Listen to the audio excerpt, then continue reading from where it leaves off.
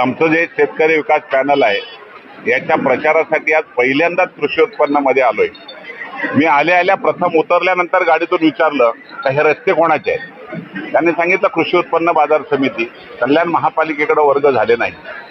खऱ्या अर्थाने जर व्यापाऱ्यांना चांगला व्यापार करायचा असेल तर पहिल्यांदा कृषी उत्पन्नामधले रस्ते सुधारले पाहिजेत, त्यांना सुविधा दिल्या पाहिजेत। आणि मी आज पहिल्यांदा त्या ठिकाणी जो प्रवास करतोय, आज संपूर्ण कृषी उत्पन्नामध्ये फिरलो। मी होतो, मोरे साहेब होते, आमचे बँकेचे उपाध्यक्ष होते। व्यापाऱ्यांच्या मनामधल्या असलेल्या ह्या विचारधारा विकासाच्या याच्यावर कोणीच अभ्यास कधी केला नाही, कोणी मदतही केली नाही। पहिल्यांदा अशा प्रकारचं पॅनल घडलंय की महायुतीच्या माध्यमातून आपण या विकासाला दिशा देतोय। विश्वासाने सांगतो तुम्हाला 18च्या 18 सीट निवडून येतात आणि मी निश्चितपणे या कृषी उत्पन्नाला, या विकासासाठी लागणारा निधी जो राज्याचे मुख्यमंत्री आपले देवेंद्र फडणवीस साहेब असतील, उपमुख्यमंत्री एकनाथ शिंदे साहेब असतील, महत्वाचं अजितदादा पवार उपमुख्यमंत्री आणि पणन मंत्री रावळ साहेब यांच्या माध्यमातून आपण निधी घेऊन आणि MMRDAच्या माध्यमातून काही डेव्हलपमेंटचा प्लॅन करून आपण या कृषी उत्पन्नाला दर्जा देण्याचा चांगला विचार करूया।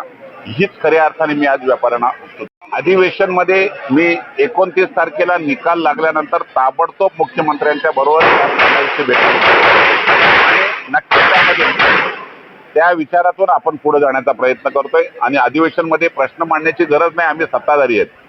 मला निधी आणायला मला शिकवायचीच कोणी गरज नाही, त्यातला तज्ञ आहे मी।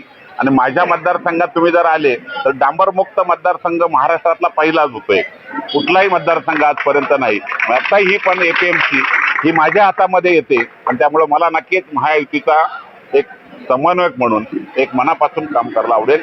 शुभेच्छा देतो व्यापाऱ्यांना। खरं म्हणजे विरोधी पक्षातले लोक या अगोदर निवडून आलेलेच होते ना, व्यापाऱ्यांचा प्रश्न कधी मांडलाच नाही। माझ्याकडे तरी आजपर्यंत कुठलाही व्यापाऱ्यांचे प्रतिनिधी मला प्रश्न सांगायलाच आलेले नाही, तर मला वाटतं यातला कधीतरी मी काम केलं असतं।